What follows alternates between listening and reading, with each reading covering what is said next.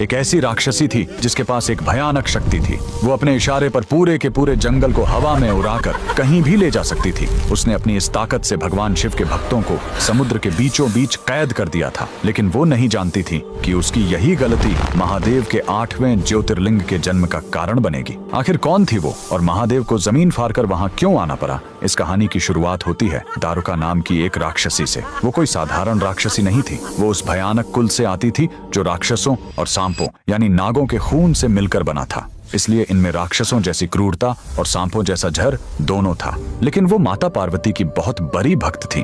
उसकी तपस्या से खुश होकर माता ने उसे एक अनोखा वरदान दिया था। दारुका ने मांगा कि माँ, मैं जहाँ भी जाऊँ मेरा ये पूरा जंगल दारुकावन मेरे साथ साथ चले।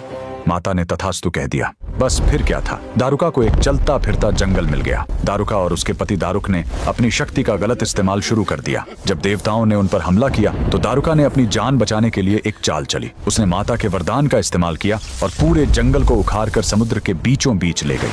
अब वो जंगल पानी से घिरा एक सुनसान टापू बन चुका था जहाँ कोई आ जा नहीं सकता था। वहाँ से गुजरने वाले जहाजों को वो लूट लेते थे। उसी दौरान उन्होंने शिवजी के परम भक्त सुप्रिय और उनके साथियों को पकड़ लिया और उसी जंगल वाले टापू पर कैद कर लिया। राक्षसों ने सुप्रिय को आदेश दिया कि वो शिवजी की पूजा छोड़ दें, लेकिन सुप्रिय नहीं माना। उसने वहां की मिट्टी से एक शिवलिंग बनाया और ओम नमः शिवाय का जाप शुरू कर दिया। राक्षस राजा को बहुत गुस्सा आया। उसने अपनी तलवार उठाई और सुप्रिय की गर्दन काटने के लिए आगे बढ़ा। तभी एक चमत्कार हुआ। अचानक जमीन फटी और वहां से साक्षात महाकाल प्रकट हुए। शिवजी का रूप इतना भयानक था कि राक्षसों के हाथ से हथियार छूट गए। महादेव ने पल भर में सारे राक्षसों को घुटने टेकने पर मजबूर कर दिया। शिवजी उन सब का वध करने ही वाले थे कि तभी माता पार्वती ने उन्हें रोक लिया।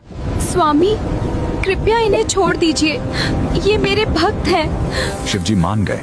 अपने भक्त सुप्रिय और देवताओं के कहने पर शिवजी ने हमेशा के लिए वहीं रुकने का फैसला किया, क्योंकि शिवजी ने नागों और राक्षसों के उस वन में वास किया था, इसलिए उनका नाम पड़ा नागनाथ। और बाद में उस जंगल को वापस महाराष्ट्र की उसी जगह पर स्थापित किया गया। लेकिन कहानी यही खत्म नहीं होती। हजारों साल बाद द्वापर युग में जब पांडव अपना 14 साल का वनवास काट रहे थे, तब उन्होंने इस जगह को दोबारा खोजा। कहा जाता है कि पांडवों के बड़े भाई धर्मराज युधिष्ठिर ने ही यहाँ महादेव की पूजा की और उनके लिए एक विशाल 7 मंजिला मंदिर बनवाया। ये पवित्र स्थान आज महाराष्ट्र के हिंगोली जिले में है, जिसे हम औंधा नागनाथ ज्योतिर्लिंग के नाम से जानते हैं। तो कमेंट में लिखें हर हर महादेव।